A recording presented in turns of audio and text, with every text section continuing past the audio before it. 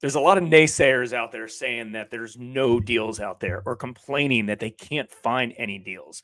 Now, we're recording this in early 2024, and I think Ian and I can both attest that deals are strong. Deal flow is there. There's less competition out there. Are deals going to come and knock on your door and slap you in the face and say, hey, buy me? Maybe not. That being said, there's still a lot of opportunity out there. So if you're a real estate investor or an aspiring real estate investor, this could be a really good time in the market for you. Yeah, there's always good times, whether they're up, they're down, they're left, they're right. It does not matter. One of our great mentors, Warren Buffett, talks about buying in up cycles and down cycles and left cycles and right cycles. It does not matter. There's always an opportunity that presents itself as long as you're always looking. And honestly, when people are running out, my days as a fireman, we were always running in. And Warren Buffett talks about the same exact thing of running in when people are running out. And I can tell you right now, our eyes are open to where people are running out the door and where we're about to run in. So I'm excited to talk about this exact topic and tell you where we're finding deals in early 2024. Yeah, let's talk about that to see where. I think it's obvious we're both very opportunistic, not just on the lending side, but on the buying side, on all sides, like just being opportunistic in general. Not only sticking to the asset classes that we're comfortable with, but potentially even growing into additional asset classes as new opportunities come about. You know, I think there's a spot in the market that if you have an established business and if you have a back end system and you have an operation in place, let's just call it that way. You have an operation in place, you can in essence mold that to any type of asset class if you would like to do. And that being said, if you're just starting out, that's okay. You can always start somewhere. We've obviously done lots of videos on, hey, if you wanted to start from scratch, what you would do. This video I think is a little bit more geared towards implementing what you might already have in place and being opportunistic and capitalize that. A few years ago, or I should say over the last few years, there's a lot of real estate investor friends that I think that Ian and I both knew that, not that they stopped doing real estate investing, but I think they were struggling to find good deals, or the deals weren't working out the way that they thought because the market's changed. And I think that kind of made Ian and myself level up of, you know what, this is great. There's going to be a lot less competition out there. And it's not necessarily the mentality of the strong will survive, but the motivated and ambitious are going to continue to go out there and be in a position to capitalize. Like Ian could probably say he's probably purchased less deals number-wise, unit-wise than in previous years. I've actually done less loans in previous years. Now, I think both of us would do as many good opportunities as we could find. I think that's a given. We both have the ability to do as many good deals as we have the ability. But I think a lot of this is, let's do better deals. Instead of being worried about numbers, let's do the best of the best deals. And I'm not chasing shiny objects and I'm not chasing small margins. I know a lot of lenders in our space that have blown up and grown substantially because they saw an opportunity. And in my mind, it was a race to the bottom. Hey, let's do the most deals to make the least amount of money. And I think a lot of real estate investors did that as well. And I think a lot of real estate investors continue to just do deals on tiny margins. I don't like to work in the tiny margin business. And I don't think anyone should work in the tiny margin business, right? If you could potentially do one big deal a year and you can make all the money that you needed, why do 10 smaller deals every year, right? Like, it's about doing the right business, but it's also about doing it the way that kind of you see fit inside your operation and potentially what skill sets you have to offer. And I think if you're in a position where you have resources and capital and time and motivation, 2024 is just going to be your year. Yeah, I think those points of success and motivation and resources are good for any market. And sure, 2024 might be turbulent. We don't know. We're recording this before the Fed said what they're going to do. But what I can tell you is the one thing that we're looking for in the marketplace is stability. So what does that mean when we're looking for stability? We're looking for asset classes that provide that no matter if the market's stable or unstable. And luckily for us, we're involved in, self-storage, which has provided great returns all through turbulent markets. Although it's, there's some issues right now with rent increases and expenses. But side by side with that, multifamily housing, people need a place to live. Where are we looking for deals? What are we uncovering? And what I would say, utilizing those tips that Jason just outlined, is look for the deals that you are the most comfortable with, you have the most knowledge about, the ones that you can limit your downside risk. You got to remember, when we first started in 2012, 13, 14, we didn't know that that was the bottom of the market. We had blinders on. We were just getting involved. So if you're new to real estate, this might be a great time to get involved because you have no clue what's going on. But with that being said, we jumped in presumably at the bottom of the market. But at that point, the way we looked at real estate was, I can buy a house for all in at like 50, 60, 70 grand renovated. And if I got a mortgage and if nothing else, the thing broke even for that whole time period and it was worth a whopping 120 grand, but I had 10 of them, who cares? I have $1.2 million at the end of my firefighting career. And that's how I looked at it. That's how I got through that turbulent time, because I didn't know real estate well enough to know what I was looking at. Hindsight's 2020. In any investment, in any opportunity, I would have said, damn, I should have bought literally everything. I shouldn't have renovated them. And I should have just sold those shells 10 years later, 5 years later, if I had the cash to do that. But none of us have the foresight or the wherewithal to do that. And if you do, you probably have a really nice private jet or a private island, or you're a market maker, right?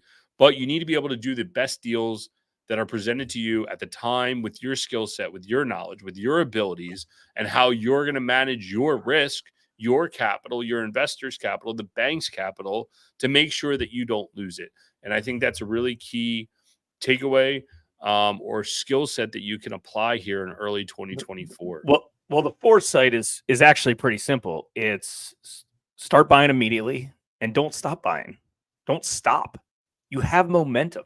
Keep moving forward, right? This is a long game, right? Can you go out there, wholesale a property, flip a house, ride the market up at a good times and make good money, great money? Yeah, absolutely. But let's be honest, most of those market makers in real estate are older. They've been in the game for longer periods of time, right? They've acquired stuff.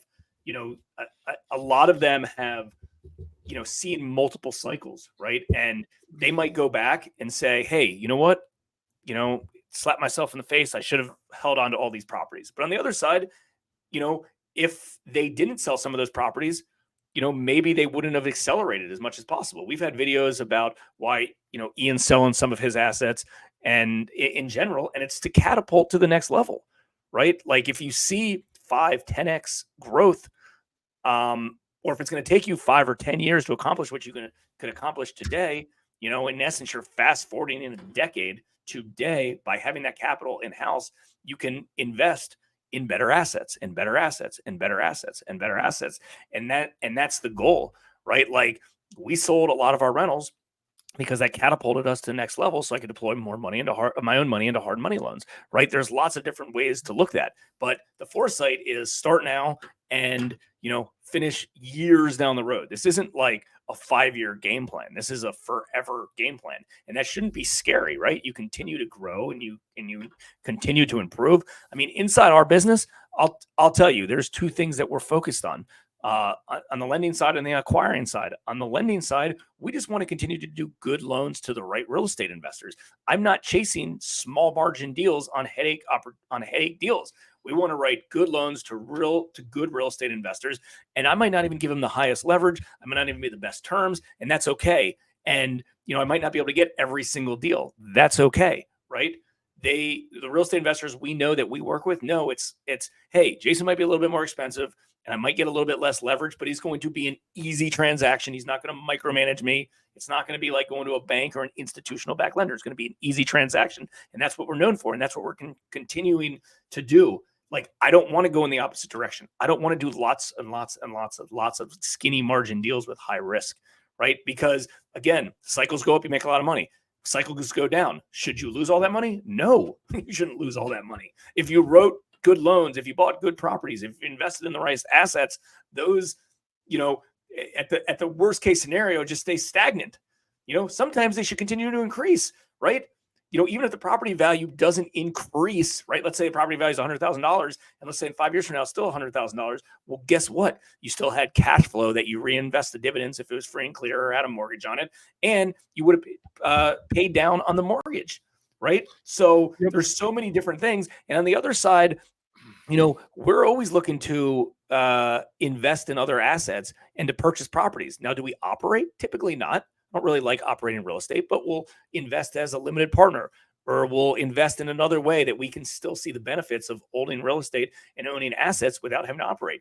That's what works best for us. Knowing who you are and what you want to do is a big challenge. And after you can kind of, do a, little ego check of like, this is what I'm good at, you'll get much further. Yep.